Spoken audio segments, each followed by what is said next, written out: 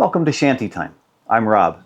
Freshly retired from 35 plus years in the lighting industry, I spent most of my career in sales or sales-related positions. Throughout my career, I've worked with a broad spectrum of leaders and colleagues. This video series offers a behind-the-scenes look at the relationships, executive actions affecting the bottom line, and conversations that occur outside the executive suite from a worker bee perspective. I'm not going to hold back on these topics. These are no-holds-barred conversations. Being retired, I'm able to speak freely and openly about some of the hurdles that I've seen affect sales teams and others below the executive or leadership level. Listen up, executives. If you're truly concerned with bottom-line sustainable growth, please click the subscribe button below and leave comments and suggestions for future topics. I'm admittedly starting off with a softball topic.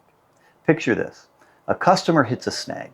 Maybe it's a pricing issue, a delivery delay, or a feature that doesn't quite meet their expectations. They've been working closely with their account manager, the salesperson, who knows the history, the context, and the nuances of the relationship. But this issue that arose is prompting the customer to request escalation. Seems reasonable. Sometimes customers believe an executive can cut through the red tape faster, but this is where the cracks might begin to form. If not handled carefully, what feels like a harmless escalation becomes a subtle but powerful shift in trust. The customer's communications shift to the executive, and the salesperson's credibility takes a hit. Internally, the team fractures. The salesperson feels undermined, the executive feels burdened, and the customer is left navigating a hierarchy instead of a partnership. Now, to be clear, there are situations where a top-to-top meeting is not only appropriate but strategic. A skilled salesperson may suggest it themselves, and sometimes should, as a means of customer relationship building. But even then, the key is alignment, ensuring that executive involvement strengthens, not replaces, the trust that's been built.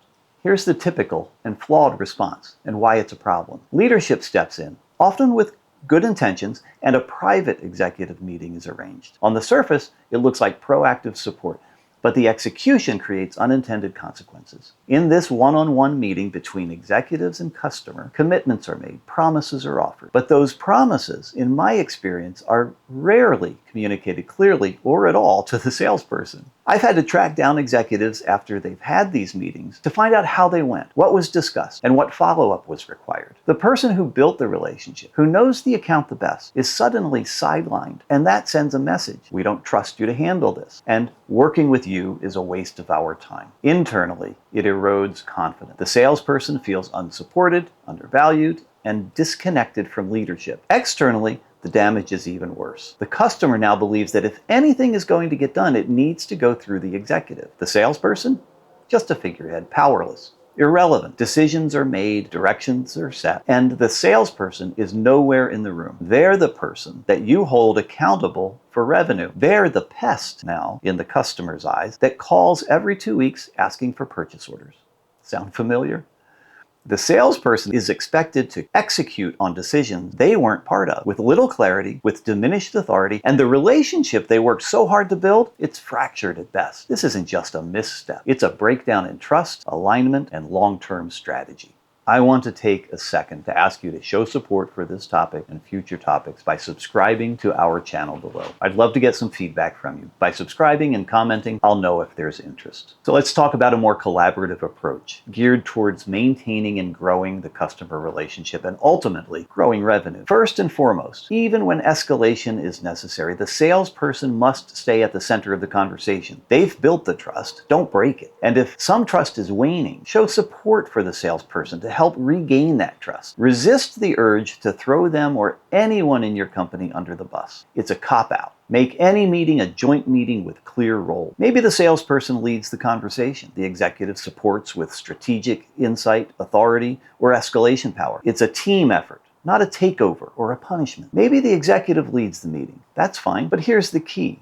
The executive should defer regularly to the salesperson. They ask for input. They clarify context. They ask the salesperson to suggest the path forward. That's how you lead with authority while still empowering the person who owns the relationship. And you do this in the meeting with the customer so the customer sees your trust in the salesperson. After the meeting, you, of course, need a post-meeting debriefing and follow-through where any commitments made are clarified and jointly executed. No one's left guessing. The result? The customer sees a united front, not a hierarchy, not a power struggle, a cohesive team that's aligned, responsive, and ready to deliver. If you, as an executive or manager, check your ego at the door, the customer walks away trusting the salesperson and your company more, not less. I've made an assumption here that we all agree the salesperson is the frontline face of the company. They're the ones building trust, navigating objections, and ultimately driving the revenue that keeps the business alive. Now, there's a call to action for the salesperson implied here too. You have responsibilities that need to be understood. I'll outline your role and suggest a way to navigate this minefield with your executives and customers in another video. Thanks for watching. I hope this was helpful. Please subscribe to our channel and share with anyone you feel might benefit. These business-related videos are found on our channel in the playlist called Hot Business Conversations. Hope to see you again next time.